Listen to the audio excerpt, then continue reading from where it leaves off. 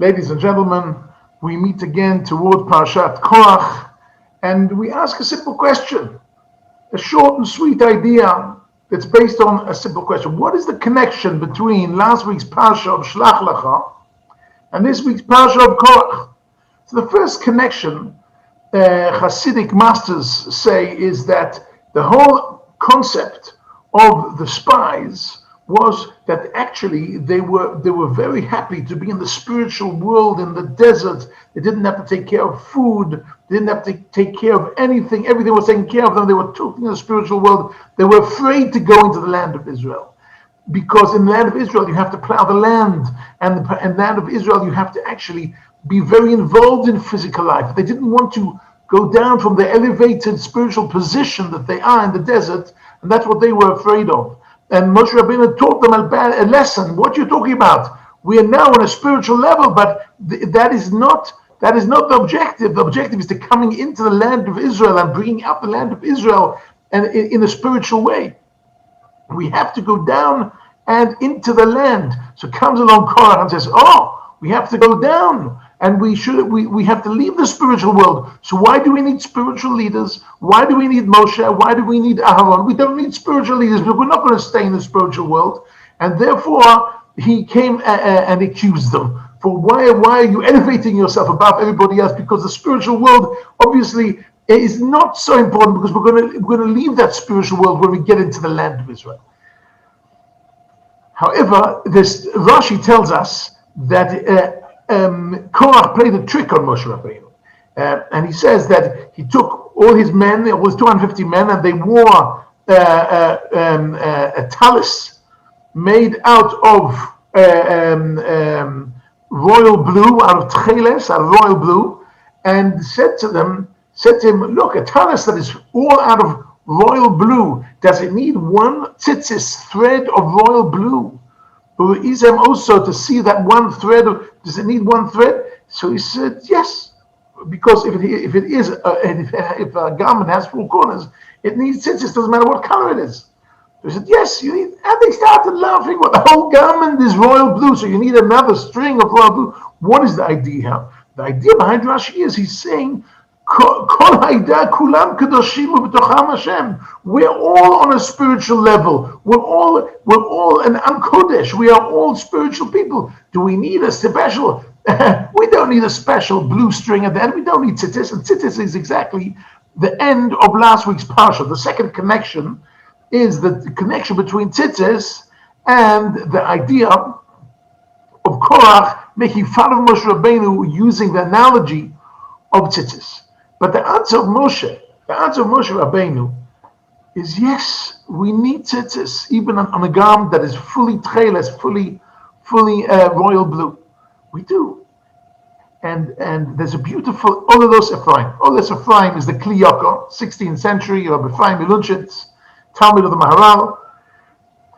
And he says a beautiful idea. He says, in our tzitzis we have 5 knots, 5 double knots. Kesher shel kayama, 5 knots that are very, very important. All the 5 knots are very important. And Korach didn't get it. He didn't get it. HaKadosh Baruch Hu has made 5 knots in the world. He's made 5 very important magical connections in the world. What are the 5 fantastic magical connections that HaKadosh Baruch Hu has planted in this world that the tzitzis have to remind us of? Number 1, Shamayim v'Oretz. HaKadosh Baruch Hu took the heaven and the earth, took the spiritual world of malachim, of angels, and the physical world of animals, and we live in a world which has both, and somehow we manage with both. That's the first connection, the first kesher, the first connection. The second one, the second knot, second connection, is creating a human being. A human being has a special connection in him. What is the special connection between his body and his soul? Our soul is not separate from our body, and our body is not separate from our soul. Where is it connected? I don't know exactly where it's connected, here or here or here, but it is connected in a permanent knot, in a kasher ba'kayama, in a way that it's in a magical way that the body and the soul are connection. That's the second connection. The third connection, the third knot in the tzitzis, is between man and woman. How does it work exactly?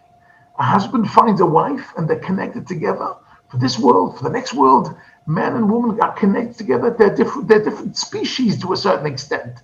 And all the same, they create a special connection called love. And that connection lasts throughout this world and next world. That is a magical thing. That's the third knot in the tzitzis. The fourth knot in the tzitzis is taking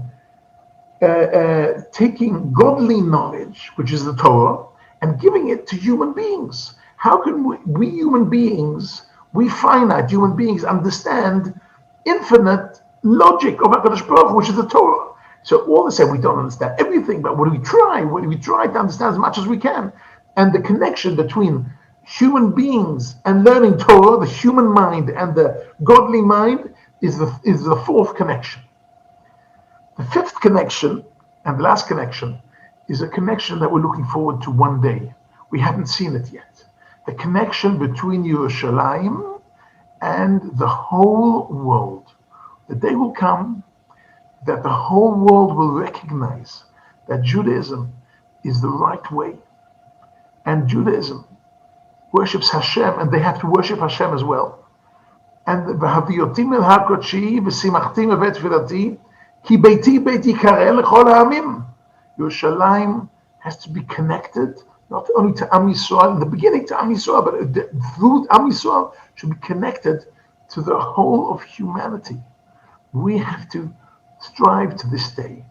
We're fighting over Jerusalem, but actually our goal is not to fight over Jerusalem, but to take Jerusalem and make it a place that combines us to HaKadosh Baruch Hu, and not only us to HaKadosh Baruch Hu, but through the Beit Mikdash to combine the whole of humanity.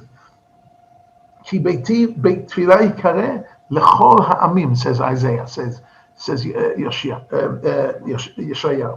And we're looking forward to that day. It'll be a magical day. That is the fifth knot in the tzitzis that we're looking forward to. B'mheira b'yameinu.